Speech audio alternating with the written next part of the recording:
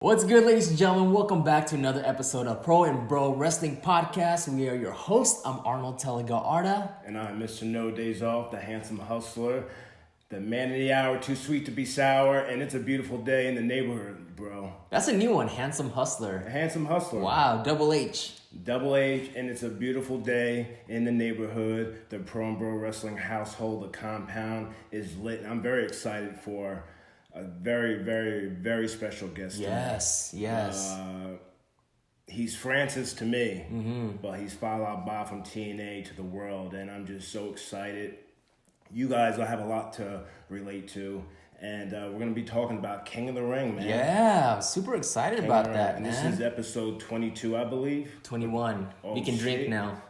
Pro and Bro Wrestling Podcast can drink now. You don't let up, man. You don't let up. But I said, Arnold, before I come around the corner, I said, "Can you have some coffee for me, bro?" Yeah, came ready. And you hooked it up, huh?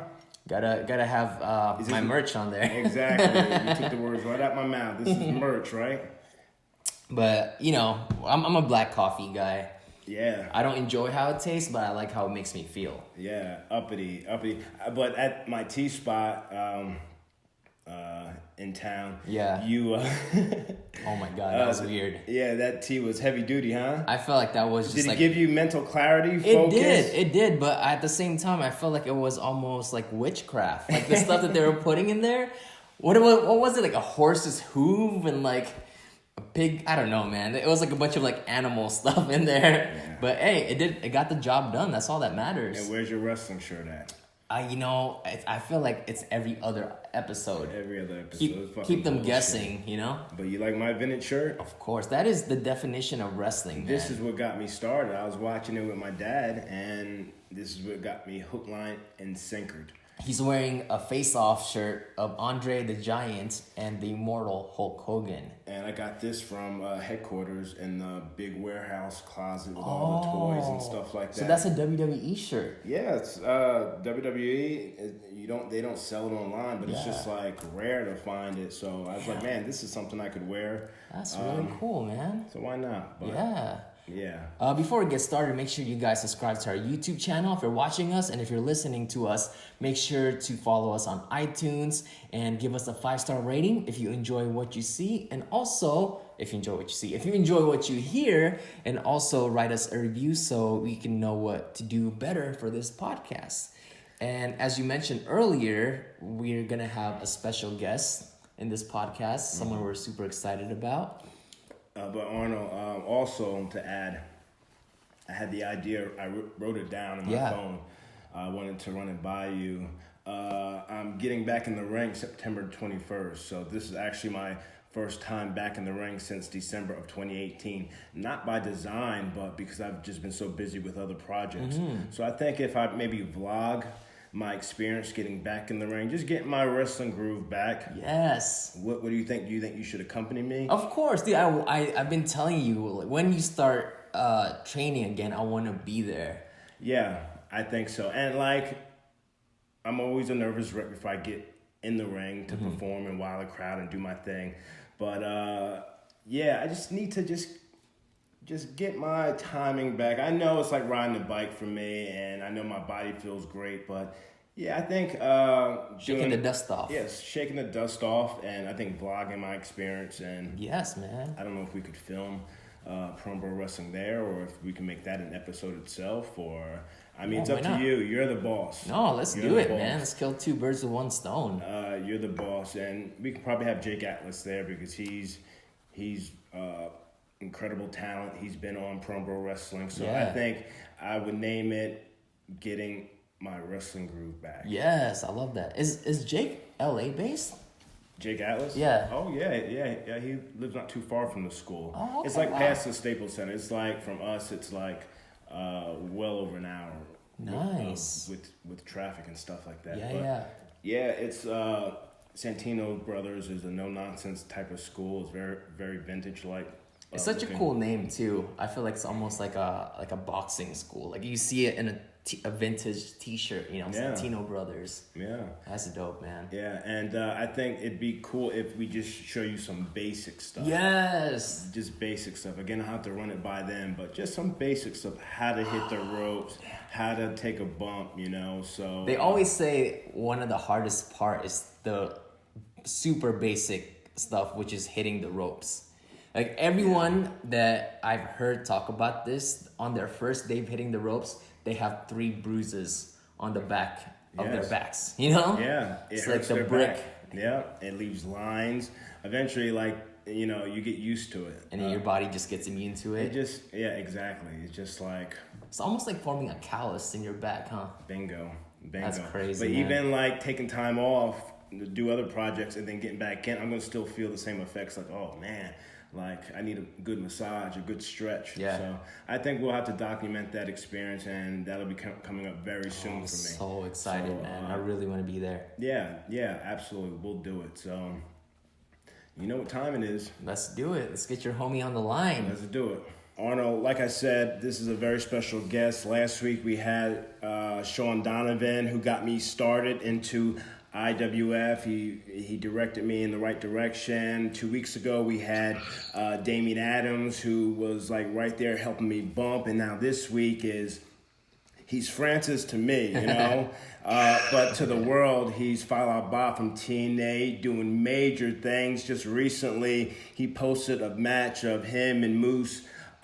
Francis, you look amazing, bro.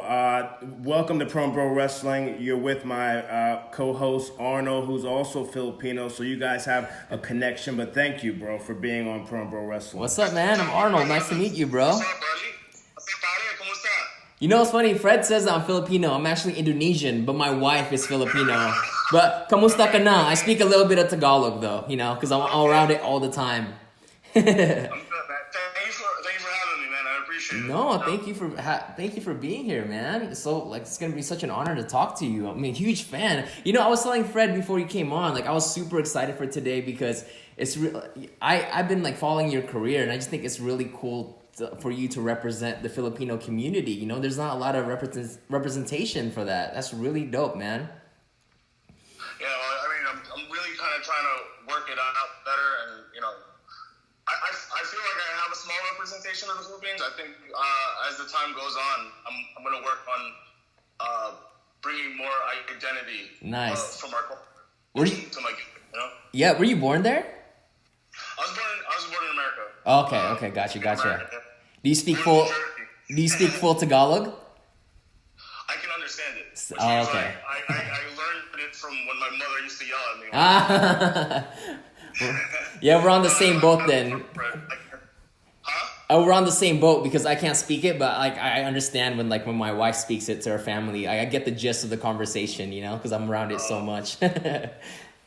Fallah, how often do you do podcasts? Do you do podcasts often, or do you get your voice out there at all, or no? So, I mean, like, I pick and choose for the most part. Like, what I do, ever since I started really going on Impact, because I really don't talk. My gimmick, I try not to do a lot of podcasts, but, like, you know, you're a good friend of mine, so, you know, like, we like, I feel comfortable sharing my voice, you know what I'm saying?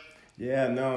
I appreciate Francis because I have a lot of talking anxiety. I went really far with just in my career just saying Bahh. So, you know, that's, I mean, it kind of like, I kind of work the way I look, and I feel like my gimmick spoke louder without talking. And right. like I said, like I have like I really have like anxiety talking in public, I guess. So it kind of helps hand in hand. Yeah. You know? Francis, let me just say, I'll call you Francis on here. I mean, everyone will no problem. Everyone will get to know you. They know you as Fallah, but Francis, let me just say that, like, since the day I met you, 2005, was it? Yeah, I think 2006. 2006? I think it was towards the end of 2005. Okay, that's it. You gotta remember, I started, but the first month in, I broke my leg, so I had to stop. And then, like, 2006 started when I recovered my ankle.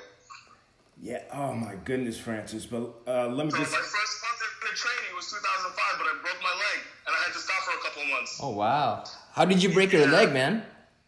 I was taking a bump, and like we were taking bumps on a crash pad, and my foot got stuck. So my foot stayed in one place, and when I fell back, my whole body went the other. So Damn. I broke my leg. I remember Fred kind of laughing because I needed help. Like he was the biggest guy there to actually pick me up. He's like, "Oh, I feel like I'm carrying my grandma."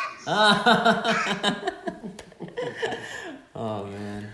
But Francis, since the day I laid eyes on you, you always moved well. You always paid attention. You took direction well. Again, with the podcast, we'll be a little all over the place a little bit, but you were my first match back after my release with WWE, and I was a nervous wreck, big man. And like you have improved so well in the ring that I'm a fan of you. I was more nervous to wrestle you again than you were to wrestle me because you're making moves already. Oh, I appreciate that. But you know what's crazy? Like, I still have that feeling like I'm still learning from you. Yeah, that's like, good. You're always somebody in, like, my career that, like I looked up to, and, like, you always took me under your wings. So even in that match, I really felt like I was still trying to learn from you.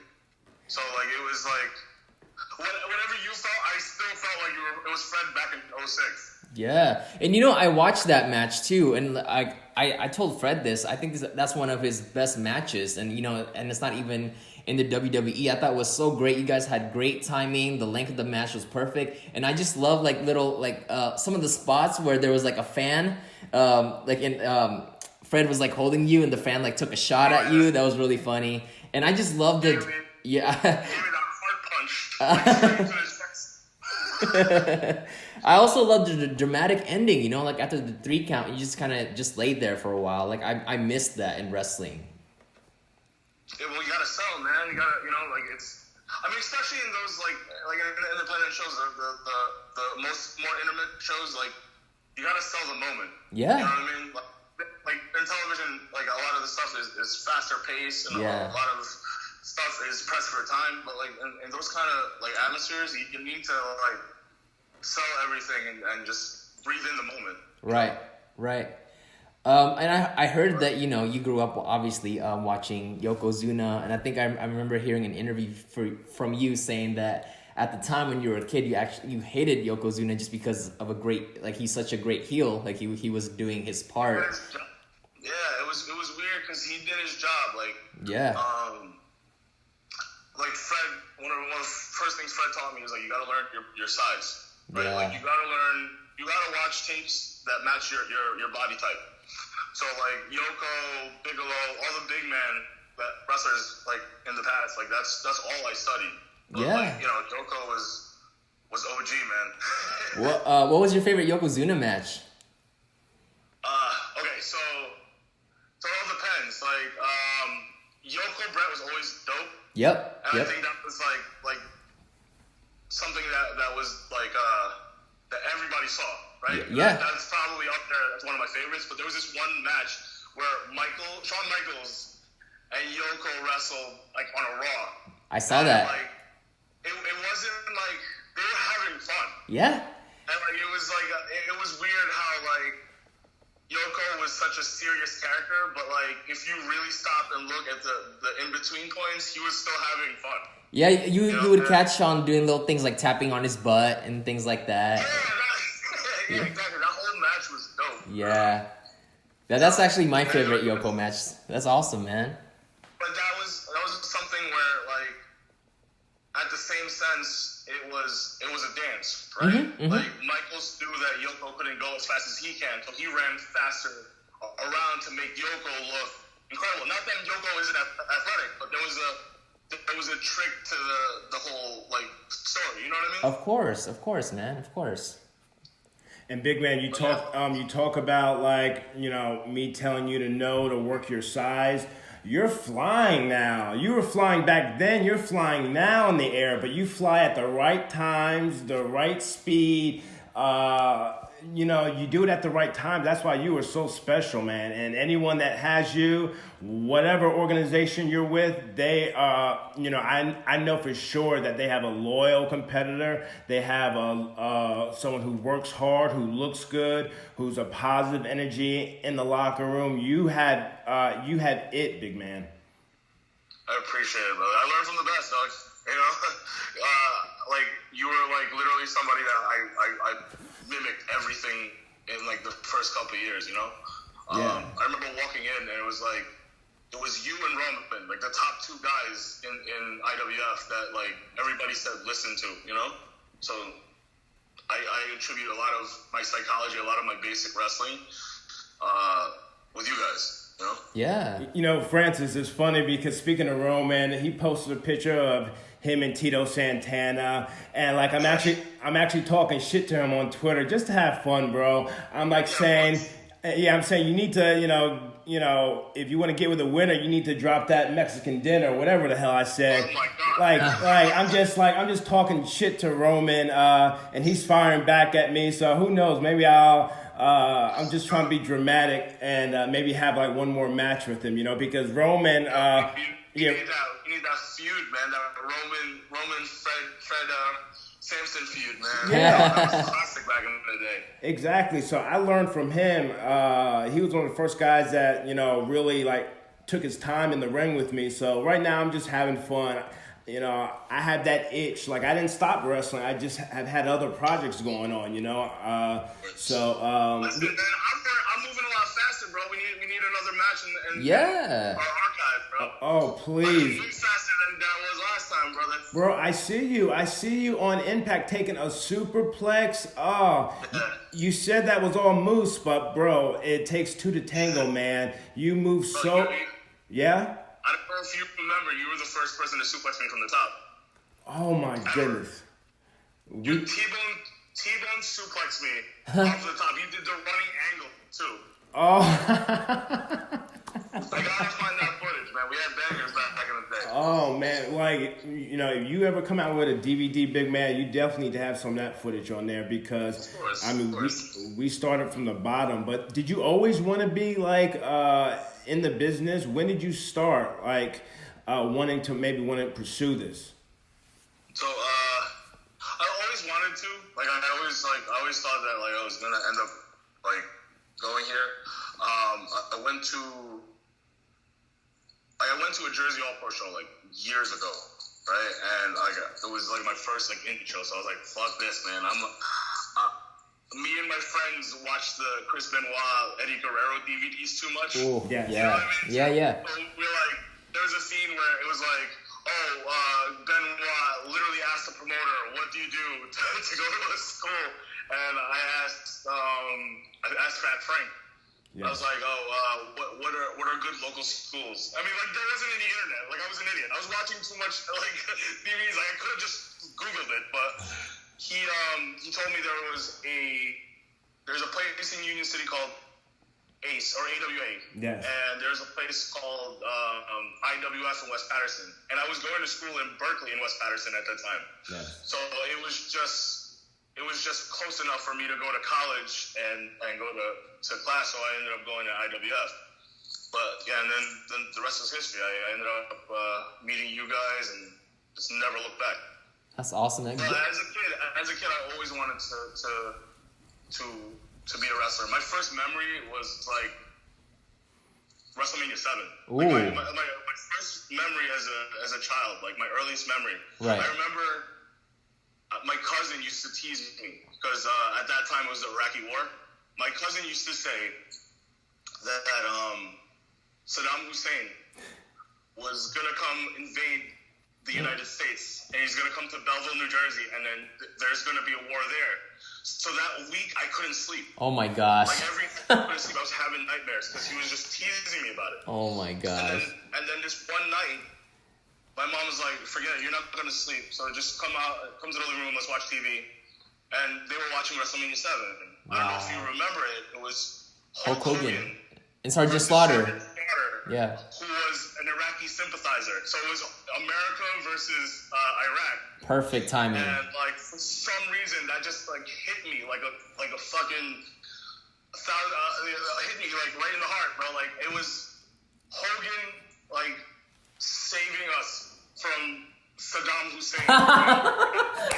And for some reason, like as a kid, like I was able to sleep. I was like, Hogan saved us. And then ever since, like everything was wrestling from there because it was the only way I can, like those were real life superheroes. I didn't want to take the time and read comic books because Hogan was a superhero. Yeah. He was I didn't need to read. All I had to do was watch TV, bro. Ultimate Warrior. You know what I mean? Like shoot, man. It was there. It got me. And but, it wasn't like Parkman making fun of me.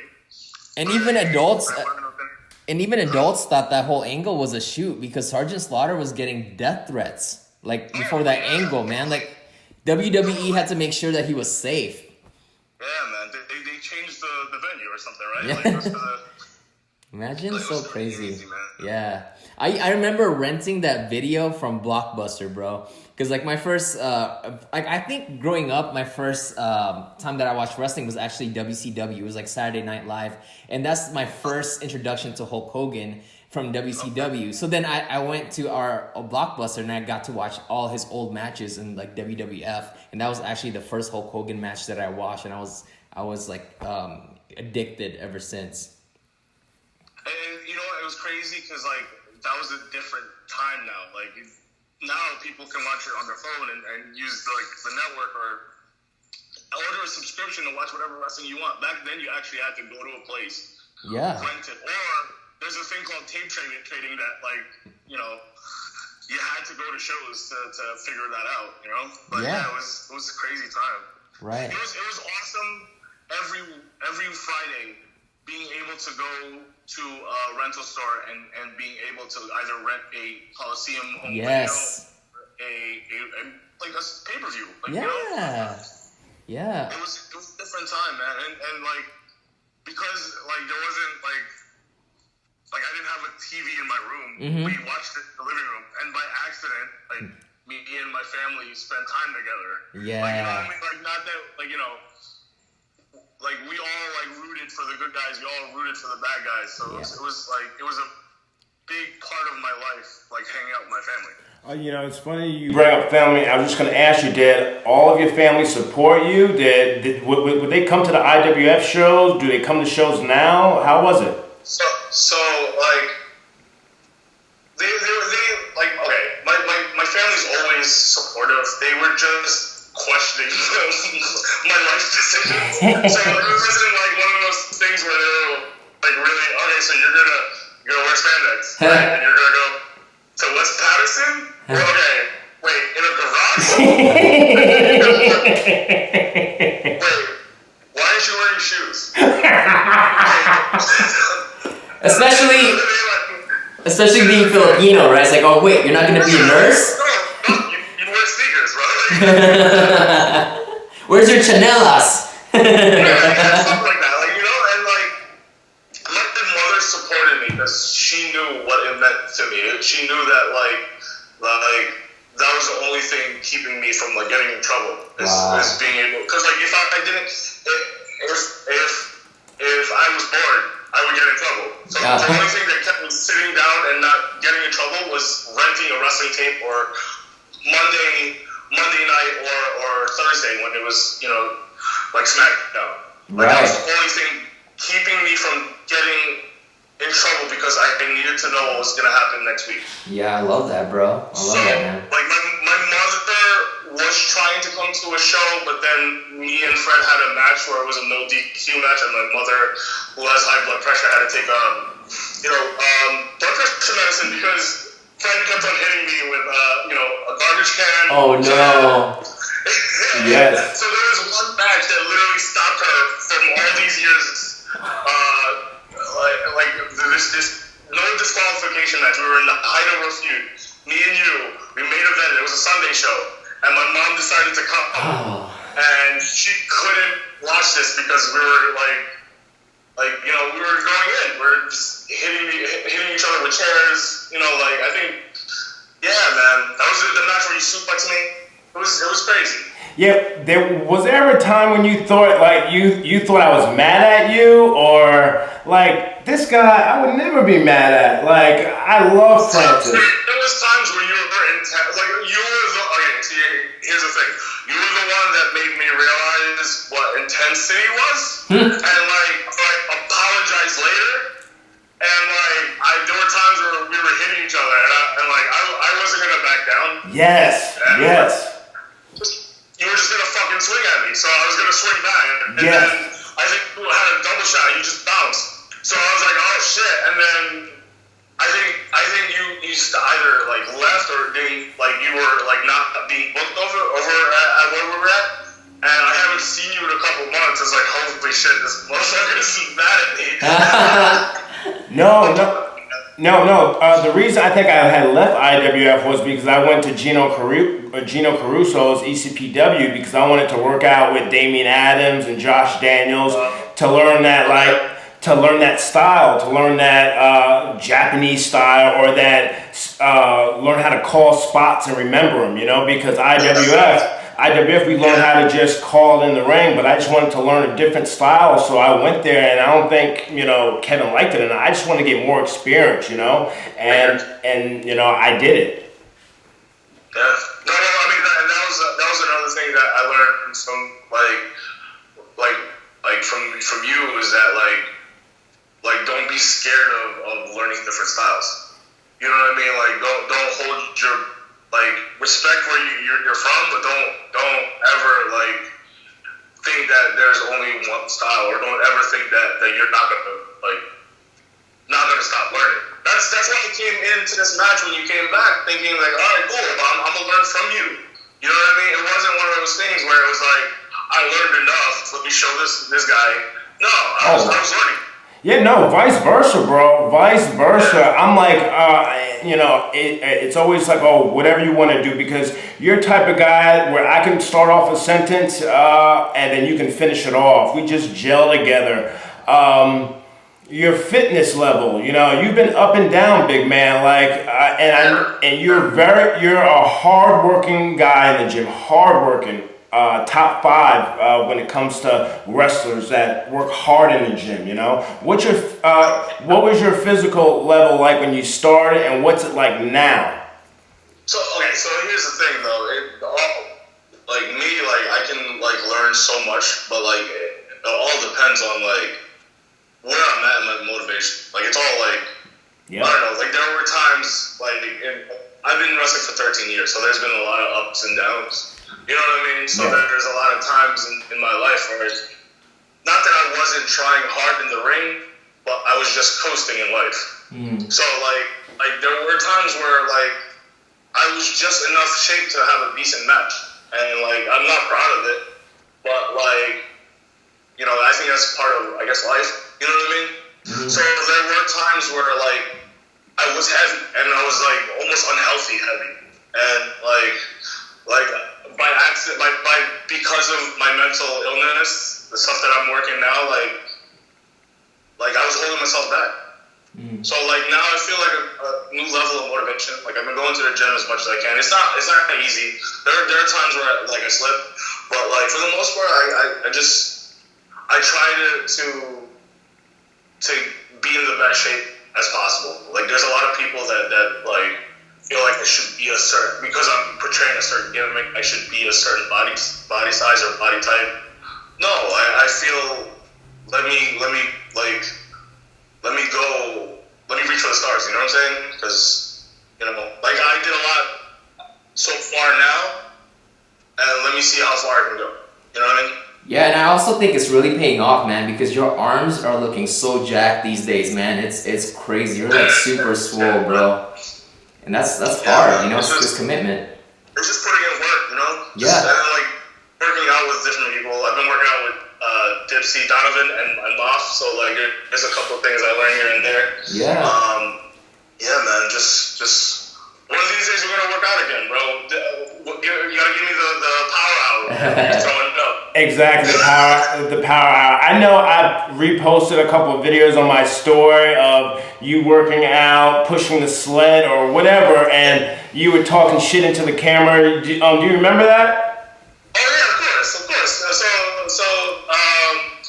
There's a wrestler by Nico's Ricos. My name is Nico's Ricos. He's a WrestlePro guy. He also works at Infinity Health. He's it's like a CrossFit gym, and he records a lot of this stuff. And there's this thing called farmer walks that I absolutely hate, and I can't stand. But he makes us do it. I haven't been there in a while, but like when we were there, like he had us do farmers walks. It was just ridiculous. Yeah, whatever you're doing now is working, bro. I mean, but that kind of training definitely would react well with your body. It reacts well with my body. Functional training, movement. I love movement. Did you change your diet at all? For the most part, like as much as I can, like high protein, low carb. Nice. You know what I mean? It's hard when you're like on the road, like and just try to figure out stuff. And like I've also like learned to like pack my own food for the most part. Nice. So no sinigang or palabok for you, huh? If I do sinigang, I'm not eating it with rice. That's smart. It's so good with rice though, man. Yeah, of course. Yeah. I was just at Jollibee's the other day. It was ridiculous. But I just came back from the TV taping, so I let myself indulge a little bit. Oh, good. You got the chicken joy? Yeah, of course. Love it, man. Love it. Yeah, man. How did you come up with the name Fallah Bahh? So, I was given the name Fallah by Ricky O. Okay. And I just went by Fallah for a good couple of years, and Pat Buck from WrestlePro gave me the idea to start doing the Yokozuna gimmick. Okay. And I asked him, like, should I change my name or should I just stay Fallah? And he's like, why don't you use your full name? And I got confused for a second. It's like, what do you mean? Like, Fallah Bahh, like what you use on Facebook. And I didn't realize what was happening at the time.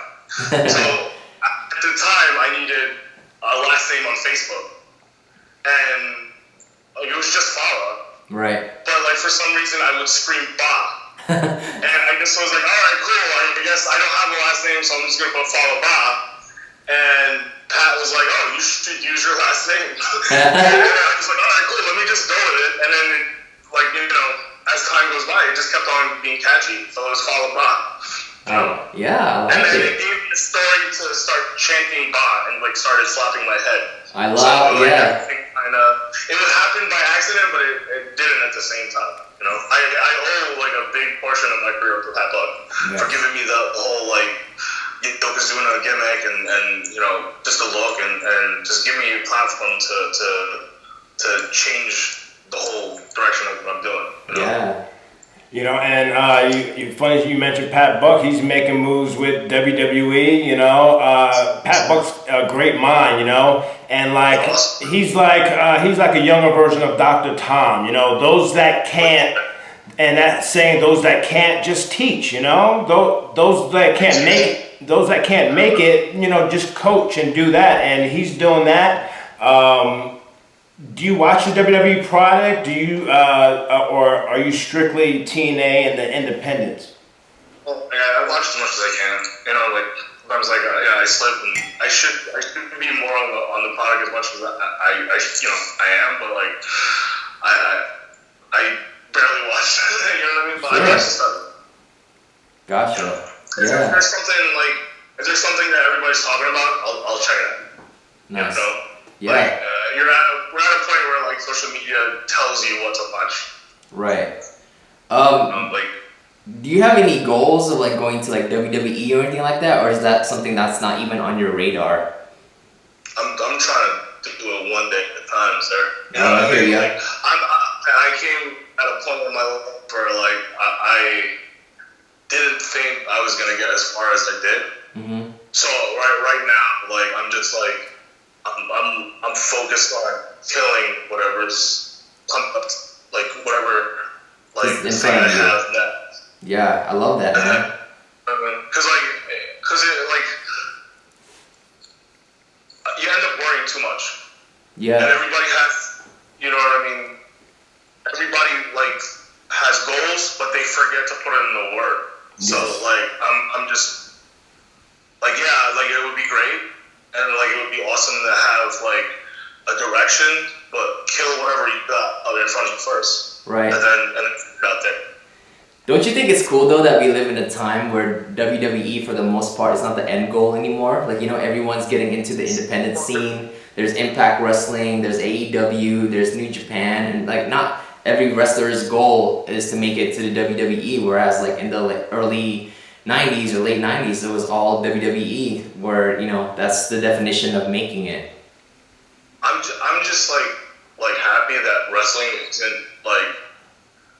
isn't something that's not cool anymore. I remember like being in high school and like having 2 or 3 friends and like secretly admitting that wrestling was cool in your eyes. You know what I mean? Yeah. It's like if you admitted that, like you were a nerd. Like, you were just like why are you watching this stuff? You know what I mean? Yeah. And, like, I'm just happy that like there are more people out there and there's a place for everybody to not only work but be part of something. Right. You know what I mean? Yeah. Like even like when we started, it was just like you were only like you had to have a certain build. You know what I mean? Yeah. You had to look a certain way. And like the one thing that I learned the last couple of years is there's always a place for someone. Yeah. And going back when I first started, the way I looked, like nobody cared. Yep. Right. But like straight up, like no matter who you are as a person, what you look like and what you believe in, you are literally accepted. Yes. Anywhere. You gotta hustle and push it. Yeah. Talent always rises, man, at the end of the day. And you know, it's funny how you mentioned about like wrestling not being cool when we were like kids. I could totally relate because I remember being in junior high. I collect action figures, and me and my close two friends were into wrestling, and we would trade toys like during school, and we had to do it like it was like a drug deal transaction, like within our backpacks. Yeah, dude, I would trade my Velcro Intercontinental Championship for like a bone crunching Shawn Michaels action figure. And this one time, this girl caught us, and she's like, "Are you guys trading toys?" And I was just like, I sank in my seat, man. So I can totally relate. What about that like the end of the lunch table where you guys are talking about the next SmackDown? Yes, man. Like nobody else is, like it's only you and like 2 other people are really excited about it. I know. Nobody else cares. Yeah. Like now the school is full of AEW Impact T-shirts or WWE stuff. Like you know what I mean? Like everybody's wearing that stuff. Yeah.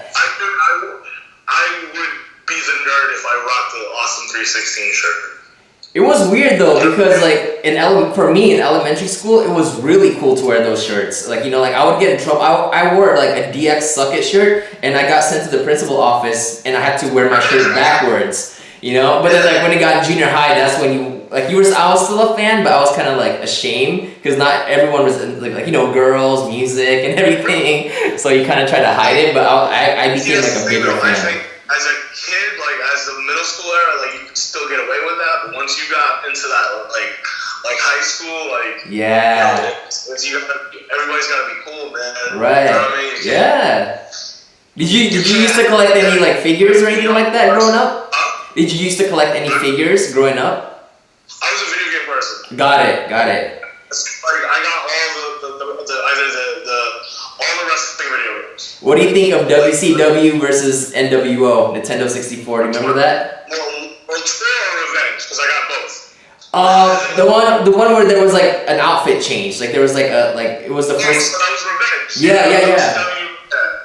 It was cool when Sting was Wolfpack and regular. Yes. Yep. That game was so dope. And then like the publishers changed to WWE. That's right. So, and yeah. it was so much fun, man. It was Yeah. such a different different time. I wasn't into the action figures as much. I was more into the video games. So, you know. Sorry, Fred, that we're still talking about video games. We probably would be trading the same things, you know? Yeah. Oh, one more video game question. Do you remember Warzone? When it was like the Rocky Maivia, and like I used to hate like how at the beginning of the match they would just kind of like pace back and forth, and they would talk like know your role and shut your, and their arms look so weird, and I wanted to get entrances. Yeah. It was to me it was weird because it was like a button combination. Yes. It was like playing Mortal Kombat, but it wasn't at the same time. Yeah. Okay, sorry, Fred. One last video game thing. Okay, so do you remember PlayStation WCW Monday Nitro? And this was the era where Sting didn't talk, but in the video game, when you're choosing characters, like when you choose Sting, like he talks as like the Crow Sting. And I remember I used to. You have to press square. Yes, yes, and I remember renting. Yeah, I remember renting that at Blockbuster, and I just kept on like choosing Sting over and over again because I wanted to hear him talk. I thought it was amazing that every character had a power bomb. Yes. You remember that? Yeah. I think it was it Tony Schiavone? Mm-hmm. He was like power bomb. It was all we had. So like, I was like, it was awesome, man. It was great. It was a great time to play all the games. You know what I mean? And see the progression. Oh, good. That's where everything went. Yeah, good times. Do you guys game backstage in TNA? Yeah, we do. Here and there. It depends on if like one person brings, you know, listen, I'm still on a budget. I ain't gonna bring my place in. But like, if somebody brings it, I'm gonna definitely play. You know? Yeah. Oh. Yeah, man.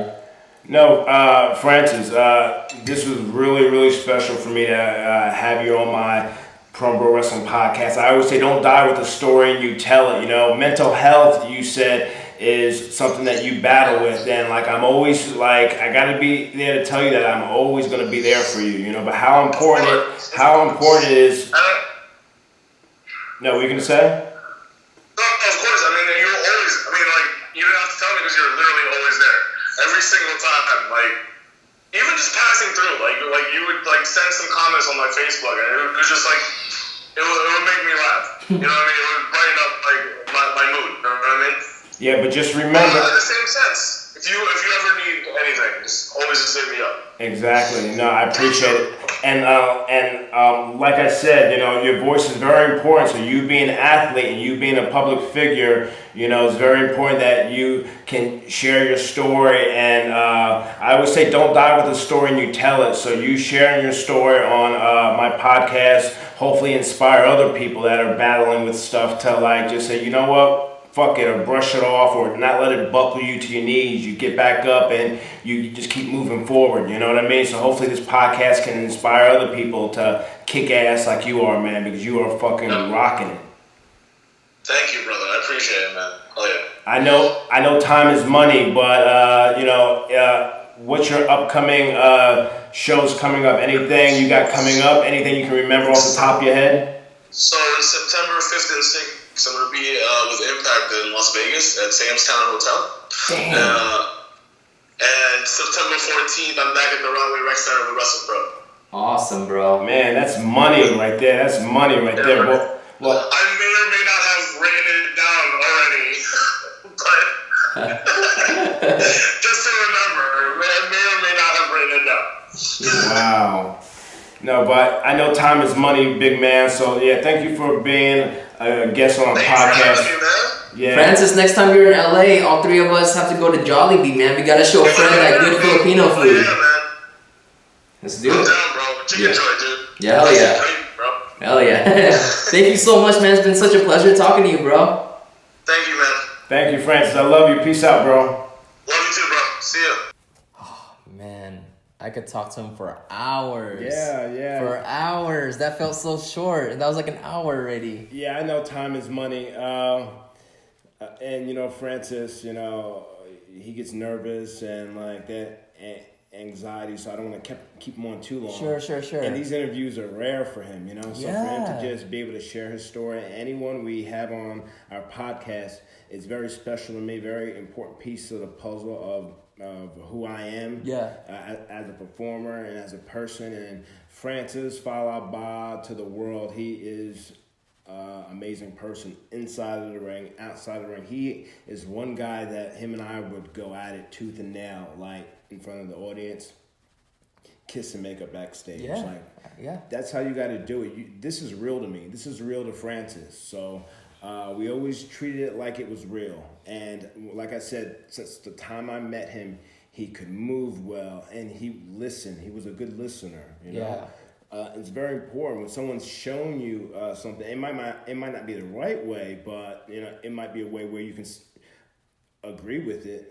Where all right, well maybe I can use this, or maybe I can't use this. But I just always knew with Francis how to work. He's a big man, so watch Yokozuna matches. Watch him and Sean, him and Brett, him and Mr. Perfect. I think, you're right. And I think he's already a star, but he's just destined for bigger stardom because I feel like he has all the qualities that makes a star. First of all, he has the look, he has the size, he's unique, his ethnicity. There's not a lot of Filipino big wrestlers like that. Yes. And I see his intensity in the ring, and he incorporates crowd interaction in his matches. It's fun to see him, they chant along with him. And every time he hits those heavy moves, you hear the from the crowd. And that's what I love, man. And if you can go to my personal YouTube, the Fred Mr. No Days Off roster, and you can see our match on there. It's one of the episodes. Yeah. Just everything's impactful with him. It's real, but he's a professional big man, professional stuntman big man, because I don't feel a thing. I don't feel a thing. He's right though. You guys need to have another match because you guys are in both better shape, even more better shape than before. Especially him, his arms leaned out. It's crazy. Well, I mean, he's in the gym doing his thing, and like he said, we have our ups and downs. I've had my ups and downs. Yeah, sure. But he's doing well. Like I said, last week we had. Sean Donovan? Yeah, Sean Donovan, who got me started. Francis was a guy that I actually took under my wing. Yeah. So I helped kind of, lead him the way, and now he's off doing big things. And 2 weeks ago, we had Damian Adams, who actually taught me how to bump and all that other stuff. So we'll definitely have Sean Bennett, who's WWE referee who got approved to do Pro Wrestling. Awesome. He's got a great story. He actually lived with me in Tampa, Florida. Wow. For I don't know, maybe a year. He didn't have to pay anything, but I was helping him do whatever it takes to get a job with WWE, and hopefully we can have him on next week or so. But he got that approved, so I can't wait to have him on. Yeah, it's going to be great, man. And another thing we also want to talk about is this King of the Ring tournament that's been going on. We grew up watching King of the Ring pay-per-views when it was just secluded as a pay-per-view in itself, Yeah, and Austin was the pioneer of it, huh? He's the one that kind of made King of the Ring a big deal. A big thing. But, the first one was Harley Race? Oh my gosh. According to my notes, because this is when I started watching it, it was Don Morocco. But Bret Hart was actually the first King of the Ring that I've seen. Yes, me too. And then after, Bret Hart, and also he was the first person to win it twice, back to back. Well, it's funny, but before that, you had Randy Macho Savage King, right? Yeah, Macho King. That's Macho right. King. That's right. King Duggan, King Hacksaw, something like that. I don't think Hacksaw actually won. Ted DiBiase won it. Oh, he did? Yeah, Ted DiBiase. Who else? Right here, I don't recall any of this, but Tito Santana apparently won it, and this is defeated Rick Martel. This is the time before I started watching, and I don't really WWE doesn't highlight it as much. But my guys, and I'm sure they're your guys too, were Bret Hart, Owen Hart, Stone Cold, King Mabel. Oh my gosh, okay? That was scary. Jeff Hardy and Matt Hardy made their WWE debut holding King Mabel. Oh. Actually, they were like in the King of the Ring entrance. They were the boys that opened the door. Been there. Yeah, and Jeff was like 16 at the time. Isn't that crazy? That's funny because when William Regal won King of the Ring, when Jericho didn't Jericho win King of the Ring? Mm-mm. All right, well maybe it was Regal. Regal when he beat CM Punk. Yeah, when he I was one of those guys like holding like one of the things next to him. Oh, okay. Yeah, so it's funny how a connection I have with King of the Ring. Yeah. But you had to stand there the whole show, so it's like 3 hours where you had to stand there like as like a guard or something. Yeah. Yeah. I love King of the Ring because I enjoy it when the wrestlers use the King gimmick after they won. Oh yeah. You know? You got to run with it. That's like Money in the Bank briefcase. Exactly. And we know that Macho Man was the first one to take full advantage of that as the Macho King. But one of my favorite, and it totally clicks, was Owen Hart when he called himself the King of Hearts. And that makes sense, you know, it's a play on word. And he had it on his tights, and he kept on like rubbing that in Brett's face, like I'm the King of Hearts. With that annoying voice. Yeah. That annoying voice. As a kid, I couldn't stand Owen Hart. Owen Hart got every little accomplishments over, right? Like he held the two Sammys like they're the world championship, and you know, like being the King of the Ring. He makes you care about those things. Yes. And I also love, like, you remember when after they would win, they would have like the interview with Mean Gene, and they would like be a throne, like the what is it, the cape and that. Yeah. I love those segments, man. Yeah, I mean, I remember them like it was yesterday. Yeah. And I think Stone Cold was the last wrestler to have that kind of interview after. Because after Austin, Hunter didn't even want to wear the crown. He kept on smashing it on Mankind. What, was there a reason behind that, or? You know, like Vince really wanted him to wear it. But every time they gave it to him, he would smash at Mankind. The following night on Raw, again, they gave it to him. Again, he smashed it on. And so it got to the point where Vince was like, so you're never going to wear the damn thing, huh? But, man, King of the Ring is really... You know, sometimes WWE says stuff just to say things, and that's not true. But I believe in this case it's true. King of the Ring, at least in the late 90s, really elevated like a wrestler's career. Oh, yeah. I mean, we talked about it a couple weeks ago when we talked about Sheamus, when we did the Brave Change workout. Yeah. How it really catapults you. Yeah. To, you know, anything. And it did. It helped him win championships, Sheamus. Yeah. Yeah, but the tournament was stacked. I enjoyed everyone that they had in it. I wish they would have had Cesaro take it, but we'll get into that. Who do you think is going to take it? I have two guesses. I'll go first. Yeah.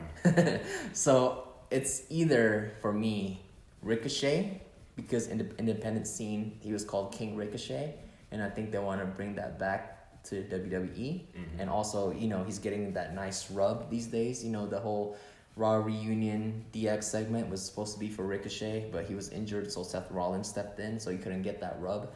So either him or Drew McIntyre, because I think Drew would like elevate that title as being like you know, he's a Scottish psychopath. He could be like Scottish King or whatever. That would be a nice gimmick, similar to Sheamus as the Celtic King.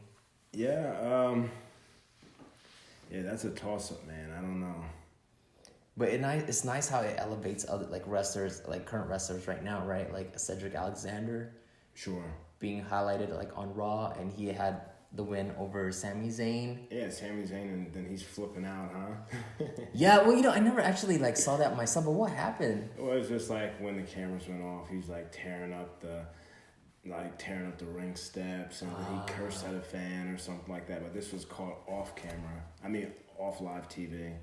But so they put it on WWE exclusive. Yeah, though, huh? Yeah. So I guess it's like pushing the envelope a little bit. Good. What they're trying to do, right? Yeah, man. Like you know, obviously WWE, everyone has to play their parts. I understand that not everyone can, you know, like shine the way they want to. But I wonder how Sami Zayn feels. about his spot right now. His current status. Yeah. You know, I think we've all been there. Yeah. Well, not me, but we've all been there. But you've heard my stories. I know. So it's like me. Like I could talk shit. I can be bitter, or I can be happy with what I've done. Yeah. But I understand what he's going through. I feel his pain. Yeah. So. My favorite line from Sami Zayn is, "I'm worth more than 1,000 Eva Maries." You remember that? I think this is during one of the first brand whatever draft, and Raw got like Eva Marie, and like Sammy went off like, "I'm worth more than 1,000 Eva Maries," and the crowd popped for that. Yeah, it's true. Yeah, he's right. I love my girl, but yeah, Sammy just doesn't like the way he's being used, huh? I don't know. Well, I mean, I don't know. I'm just assuming because I don't know either. Because I'm not there. Yeah, but I'm because like he's such a great wrestler and he's great on the mic, but you know, like he's constantly losing, and sometimes that doesn't matter when you can work and you have that charisma. Sure. But I know he also wants to be taken seriously, to be put in that world championship picture. Sure. You know. Sure. Well, does Vince McMahon like him at all? Or? I don't know. Yeah. But yeah, man, I hope this whole like tantrum elevates him, just like how Chris Jericho's tantrum elevated him in WCW, right? Yeah. When he was a babyface. I watched that live. I remember in Thunder when the first time Jericho lost as a babyface and he started smashing the post with the chair.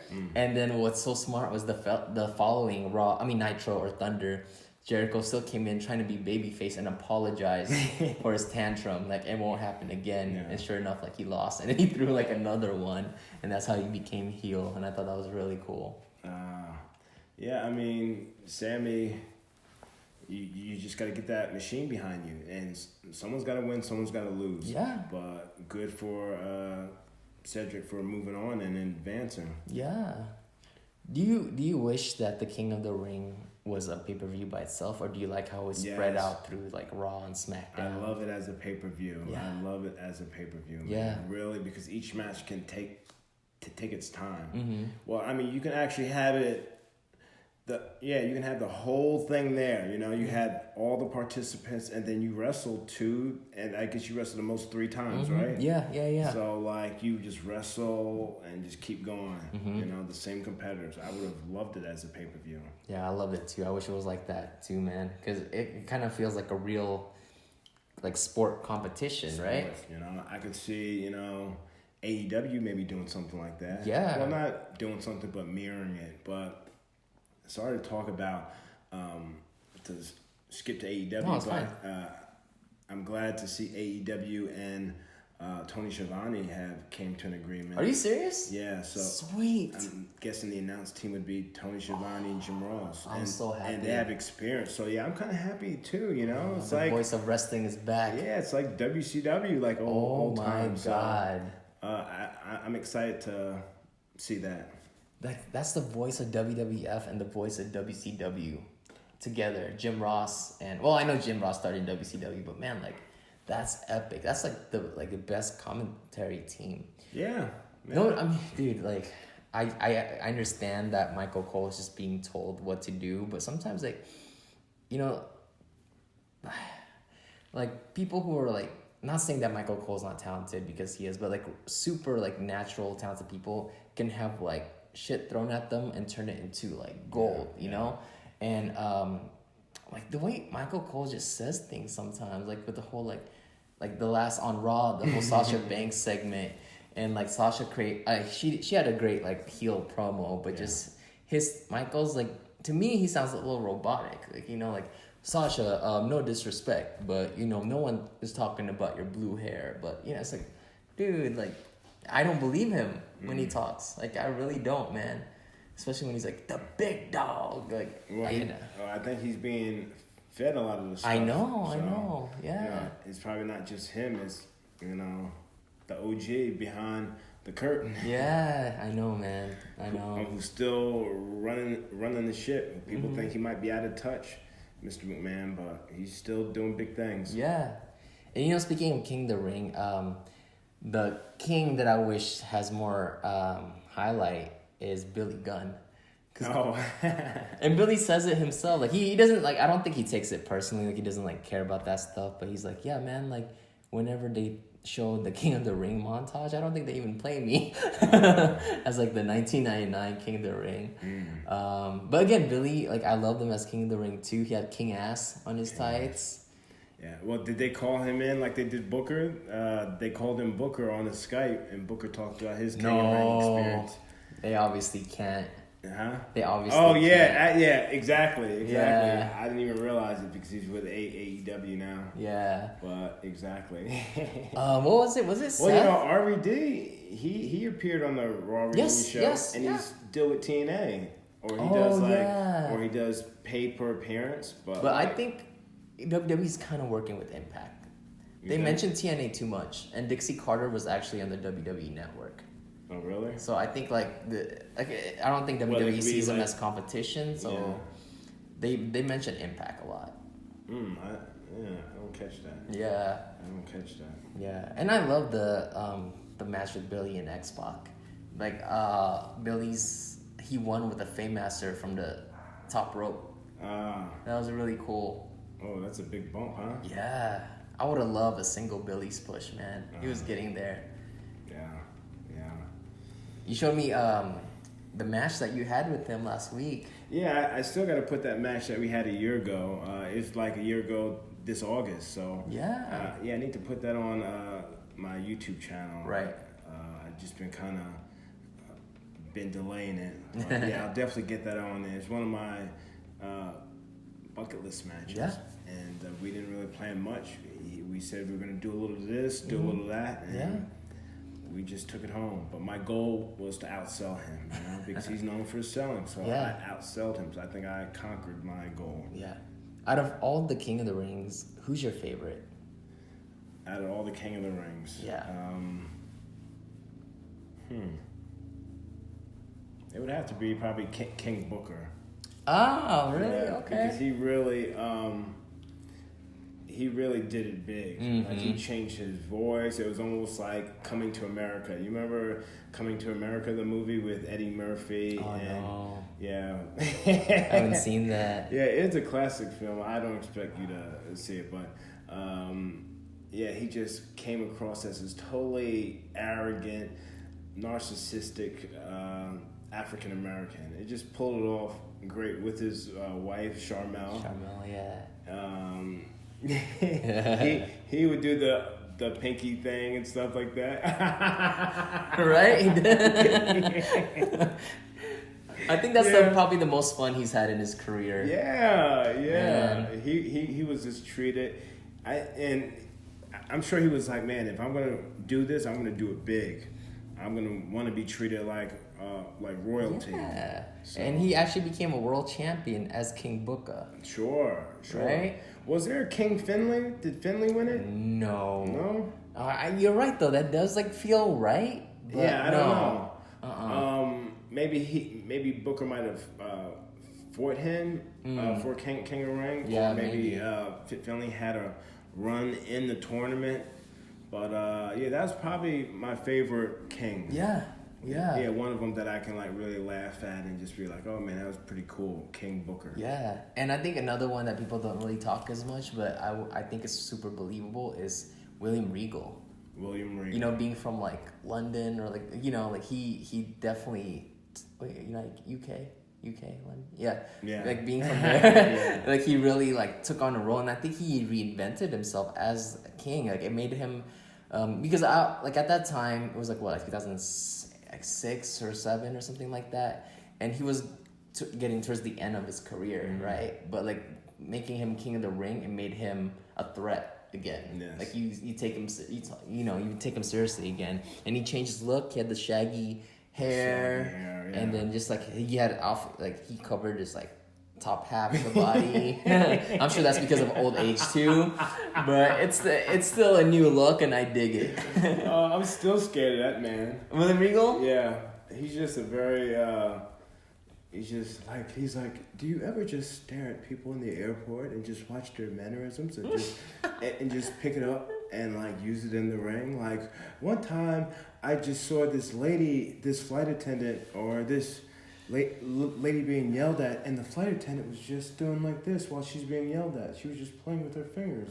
So I just do that with my promos. When I'm doing promos, I'm just playing with my fingers, you know? He does do that in his promos. Wow. Yeah, so it's just like he's just very, and if you don't, when a ding, ding, ding, he's very nice to you like this. Ding, ding, ding, he's like a pit bull off the leash. Yeah. And if you don't fight back like I've fought back with Francis, you know, toughen him up, Regal's going to eat you up and spit you out. And just like what he did to Goldberg. Yeah, well, he did that with me one match. Really? And in the second match, if you just get, if he's eating you up, you give it right back and then he'll go to selling, But it's real to him.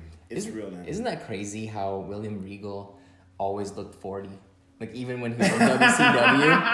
Yeah, man. He always looked that age, right? 40. Yeah, I swear, when I first saw him in WCW, I'm sure he was 28 or something. I already thought he was old. I thought he was 40. And then by the time he got to WWE, when he was doing the whole real man's man, he was 40. He was 40 then. So I was damn, so how old were you before? You literally, it's kind of like Arn Anderson, man. Throughout his career, always 40. Big Boss Man, always 40. Wow, I guess it serves you well when you're older, but man, that must be a bummer to look 40 when you're in your 20s. You're right. And you funny you mentioned Regal, how he ate up Goldberg. He's a little bit older now, so I don't know if he would have eaten me up like he did Goldberg, but again, I had to fight for it. A lot of people thought that was William Regal trying to teach Goldberg a lesson, or just kind of shoot on him a little bit and outwork him live. But they asked Regal that, and he said no, not at all. But I take it as a compliment if you really think that my work looks that believable. Yeah. But I wasn't trying to ruin him. But That's his style. But man, he really whether he intended to do it or not, he really exposed Goldberg. Yeah, and he was undefeated. Yeah, he was undefeated. His mentality is, if I'm gonna take this jackhammer, you're gonna work for it. Yeah, and I love it. If he's gonna take that L, you're gonna fucking work for it. And I believe that. He borderline low key went. Did business for himself, right? A little bit, but at the end, he still gave him the result. But it's yeah, that's really, man. And speaking of Goldberg, you showed me that interview, a little snippet of him during the Booker T podcast talking about his explanation of the whole Goldberg and Undertaker match, and I really enjoy listening to that, man, because he was just honest. Who's this? Goldberg, when he was talking about what happened in Saudi Arabia, Undertaker. Oh, the Undertaker was talking about? No, Goldberg. Oh, Goldberg? Yeah. Yeah. And how he was saying man, sometimes I'm just really intense. And when I was 30, I did that same spot all the time where I go to the turnbuckle and miss, but I always do that full force. But at the age of 52, my body just doesn't take that anymore, Because Booker T mentioned, he's but back in WCW, you always miss that spot too. You always the guy always moves and you always hit that turnbuckle, and he's yeah, I used to take that all the time, but at 52 it's just different because I still went full speed the way I did it when I was 30, and he was saying that took a toll on me because Booker, that I've never dropped anyone on their head, I can lift anyone in the ring, and it's because of the concussion but I really wanted to know what happened backstage. He didn't talk about that, their interaction. Well, we obviously saw that Undertaker was not happy. Oh my God, he was not happy, so couldn't even hide that. Right after the 3 count, he was just pissed. Yeah, but I made a comment on Twitter saying Goldberg just needed some CBD in his system. He needed some Pineapple Express CBD in his system to calm him down, man. Yeah. And who liked it? Randy Orton, man. my homie, I love him. And I know he was laughing at that, so yeah, just calm down. Just roll with the punches. You guys don't even need to touch for 5 minutes. Yeah. Just stare each other down. That's all they need. I like Randy Orton's little faction that he's got going on. The top guys, huh? Really cool. Really cool. I like it. And it's a fresh, dynamic group of guys. Like seeing them together is like, oh, that's cool. Haven't seen that. Revival and Randy. Yeah, I like it. And then there's room to do some 6-man work with which I'm sure that's what they're doing with the New Day. Yeah, you're right. So. No one has been more factions than Randy, huh? Oh yeah. He's done quite a few. Evolution, the Legacy, Rated RKO with Edge. Yeah. And the White Family for a little bit. Yeah, that's right. That's right. Well, longevity, baby. Yeah. Longevity. Yeah, man. Yeah, less wear and tear in your body. Yeah. But I love the dynamic between Dash. I love it. The Revival in them. Yeah. The three. Right. The three of them are doing great things. Yeah. I hope they resign. Yeah. Well, we'll see. Oh, they haven't resigned yet? Well, I think their contract ends at the end of something like that, or next year or something like that. But yeah, I guess it all depends how this year goes for them, right? Yeah. Another King of the Ring winner that I love was Edge. Again, that's one of the things that catapulted him because at that time they just gave them a trophy, like not the whole like crown and everything, but it set up the storyline with Christian. Because even though they were a team at the time, ENC, there would be little segments where like when Edge isn't looking and you see Christian just looking at the trophy. You know, like setting the seeds for a heel turn. Yes. And like you can see that jealousy growing. And I think there are some spots on Raw where Christian would be the one that grabs the trophy and celebrate. That was like, after they win a match, he's the one that grabs the trophy to set that little tension. Who do you like? Let's say that like fantasy WWE here. Who would you wish would be King of the Ring that was never King of the Ring? I'd have to say Kurt Angle. Oh, he was King of the Ring. Oh, he was? Yeah. Oh shit. Yeah, he wore the crown too and everything. Oh, did he? Yeah. Oh man. That's why you're the professor. Shit.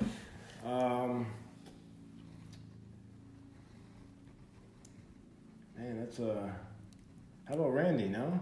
Randy, yeah. Randy's been Orton? Randy Orton? No. Randy Orton? Yeah. Oh, okay, yeah. Definitely Randy. Yeah, that'd be dope. Him with the crown and the gown and stuff like that. He probably wouldn't go for that, but the gown and stuff like that. But I think he would roll with it. Why not? What if they made it into like snake skin or something? Just, the Viper. Exactly. Snake skin and call him KO, King Orton. Yes. Yeah. Oh my God, that would have been so perfect. Well, KO. Kevin Owens. Yeah. But it has a nice ring to it still, though, for Randy, man. Yeah, King Orton. Yeah. For me, it's Razor Ramon. Oh, Razor Ramon. Because he got close. He's the guy that owned Heartbeat. Oh, goodness. But imagine, just Razor as the king of the ring, man. He would own that. Yes. He'd be oozing in the chismo. Yes, and all the gold. And, when he comes to the ring, when he gives away his, all his gold, he could also give him, Yes. And what would he would always say to the person, don't lose it, Chico, or something, and he throws, the toothpick at them. Yes. Isn't that funny? That was, Shane McMahon's first job. He's the one that, collects all the ring gear. Grabbing the gear. Yeah. Yeah, I mean, you got to start somewhere, and they have guys that do that. That collect the stuff and bring it backstage, and then after you're done with your match, you go and collect whatever stuff you left backstage. Yeah. I had my pick. I had this. Your pick. That's right. I had all that craziness, Yeah. So. Another King of the Ring that people forget is Ken Shamrock. Oh yeah, I forgot 1998. about him. Yeah. Jeez. Well, King of the Ring wasn't I love it as a pay-per-view, and stuff like that. And I love the concept, but it was never my favorite. So sure. That's why I'm not that experienced with some of these dates. Like the Professor, So Ken Shamrock, I totally forgot about. Yeah, and he also beat The Rock for it too. But yeah, this was around the time where they stopped making it a big deal. I feel like this is when it started dying down, the whole King of the Ring. What year was this? What, 98? 98, before Billy. Wow. But I love Ken Shamrock, man. Like he got like a big push, and like when he first entered the WWE. Yeah. And I think a dream match. I would have loved to have seen Kurt Angle versus Ken Shamrock. Oh my God, the master of the ankle Yeah, locks. yeah. But of course, I enjoy Kurt Angle. I enjoy Ken Shamrock, to be honest with you. You do? Yeah, because I felt like when I first saw Kurt Angle do it, I'm like, oh, that's Ken Shamrock's move. But like when Kurt does it, when he has it on, everything just gets so like red and like he looks like he's visually breaking someone. True. That's just my personal preference.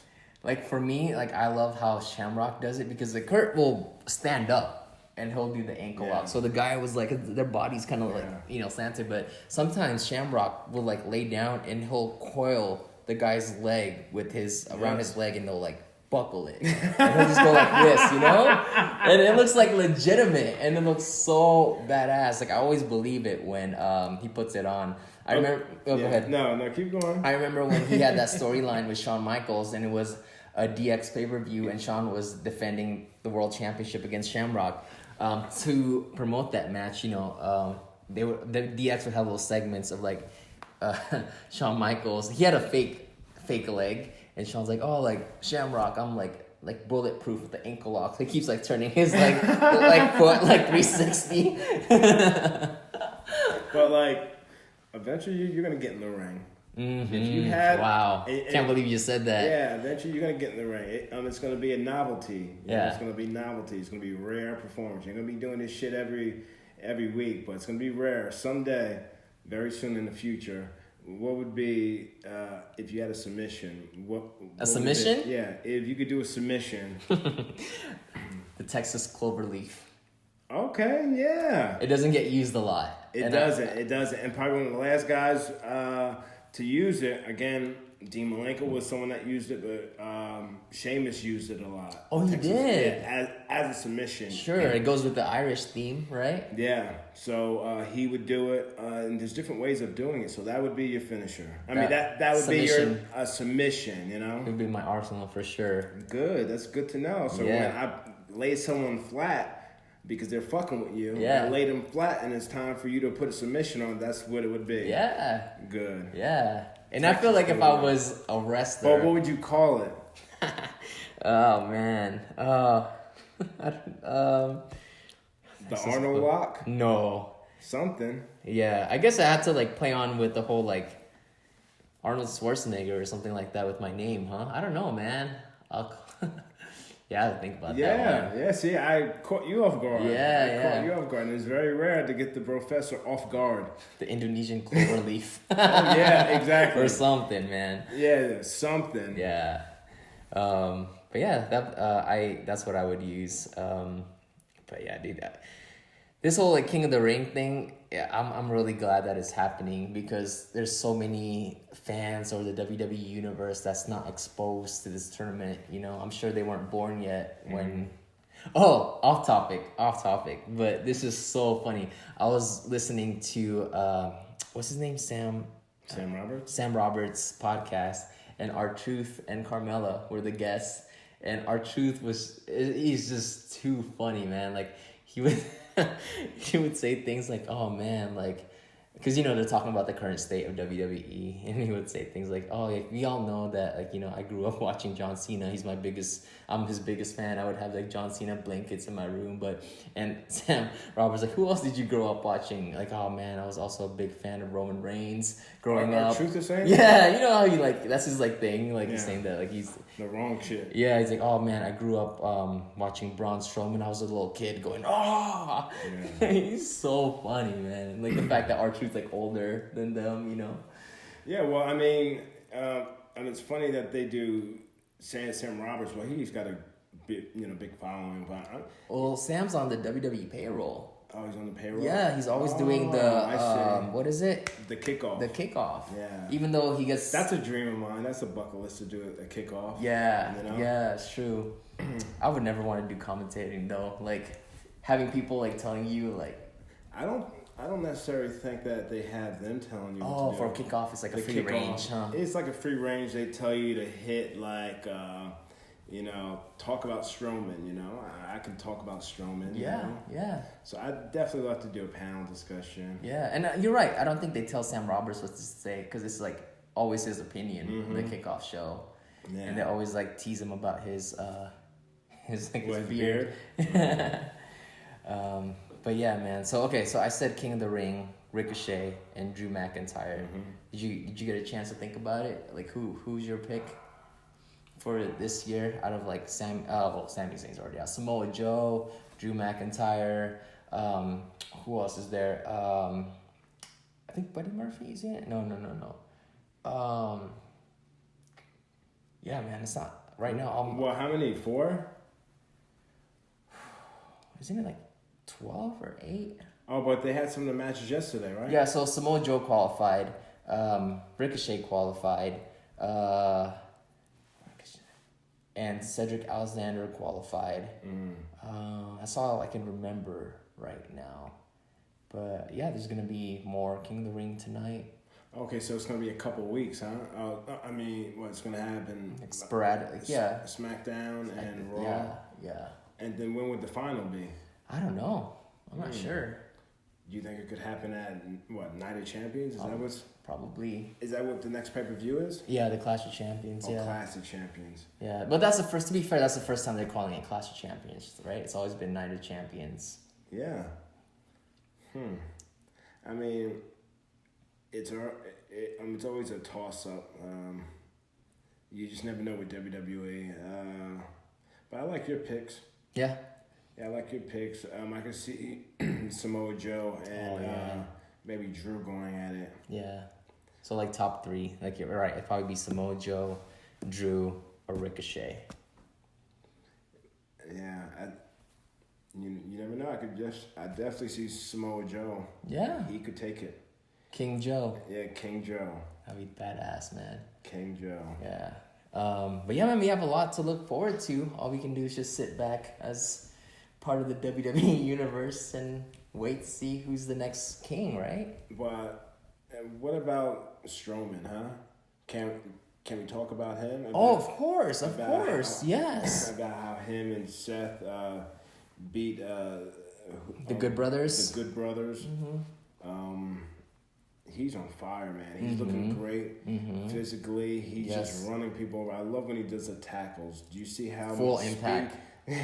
Full impact. Do you see the speed? Yes. Him and Seth as partners, you know, do what you got to do, big man. But hopefully he just smartens up and takes out Seth. Yeah. And takes him for that Universal Championship. Yeah, they're already teasing it because when they're like when they would hold the belt, like Strowman would kind of look at the Universal Championship. Yeah, he's looking at it.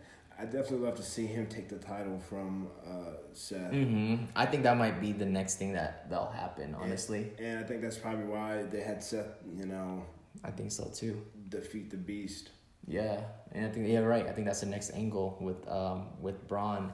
But I just remember at SummerSlam, WrestleMania, that's when he got in crazy shape, right? Yes. I remember his entrance when he like ripped off his shirt. I was like, oh shit. Yes. Like he leaned up so much, man. Yeah, I think he might be battling a bicep injury too, but I mean that comes with the territory. You just gotta kind of push through it. So yeah.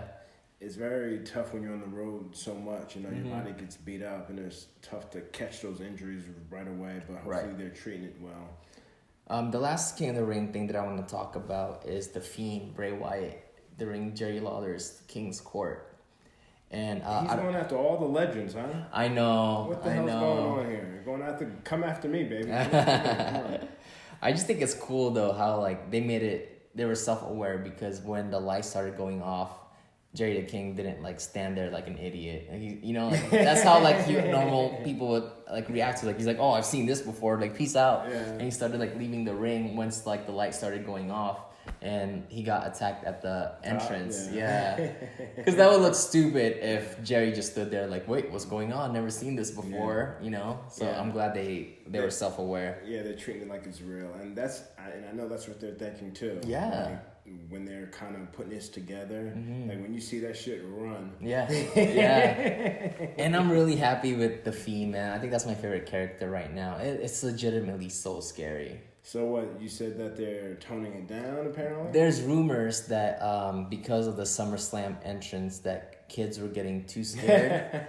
So like WWE wants to obviously... The kids are getting too scared. You mean, look at the audience. A lot of them are adults, teenagers. Yeah. You mean they're getting scared? They're getting scared, yeah. They want to blame it on the kids. I mean, look at the audience now. The audience is starting to change. Yeah. The audience is starting to change. You know, you look at stuff from a couple of years ago when they first went PG. Like the audiences are changing. They're still bringing kids, but like those front rows are pretty. Oh my gosh, yeah. All adults.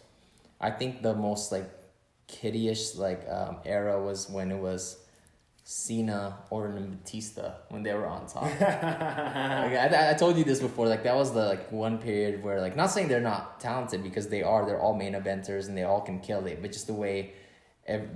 How it was so squeaky clean and like I don't know, it just like really turned me off. and you could hear it in the crowd, like the girls, you could hear like Cena, yeah, you can hear it. Yeah, you can hear it. Like a little what is it called, like teeny boppers, right? Exactly, teeny boppers. Yeah, but I love how like the Fiend Bray Wyatt rose like behind like Lawler like a legit monster. Yeah, so when you're watching it from at home, because the arena is still sick, you know, it's still a cool visual. Yeah. But when you watch that at home, you catch that camera shot, that shoulder and that arm, and him coming in there, like, oh yeah, you definitely get nervous. You know what I wish I was in the audience for was when, because I wanted to see how it would happen live. It was when the build-up between Shawn Michaels and Chris Jericho for a ladder match. Because when you're watching it on TV, it's Shawn Michaels saying like, I'm gonna face you, and it cuts to Shawn Michaels being on top of a ladder, and it goes ladder match, and you know at that time he's already like sitting down. But imagine seeing that live, you know, like I want to wrestle you in, and he has to like climb from the audience and then take his time. Yes. Yeah, but yeah, man. Storytelling 101, right? Yeah. But yeah, I feel like that's a good place to wrap it up. So many great possibilities for King of the Ring. And I hope they really elevate whoever wins, you know?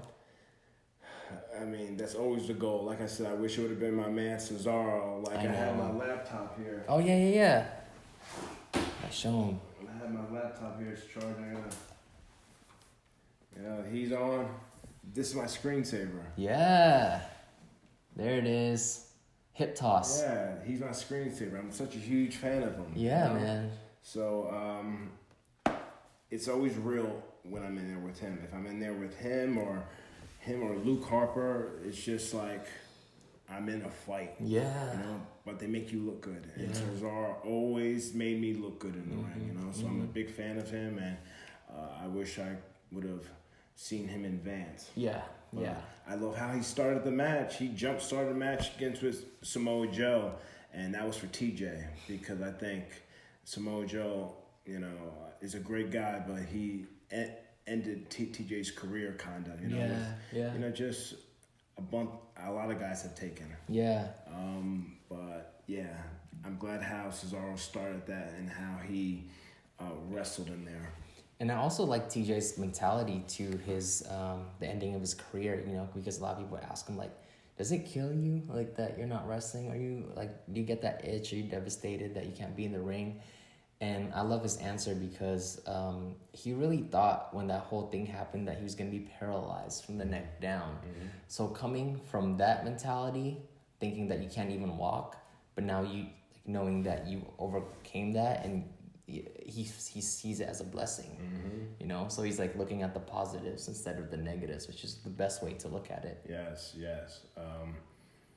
Episode 21 is in the books. Yes, and yes. Like I said, we'll have referee Bennett, WWE, on next week.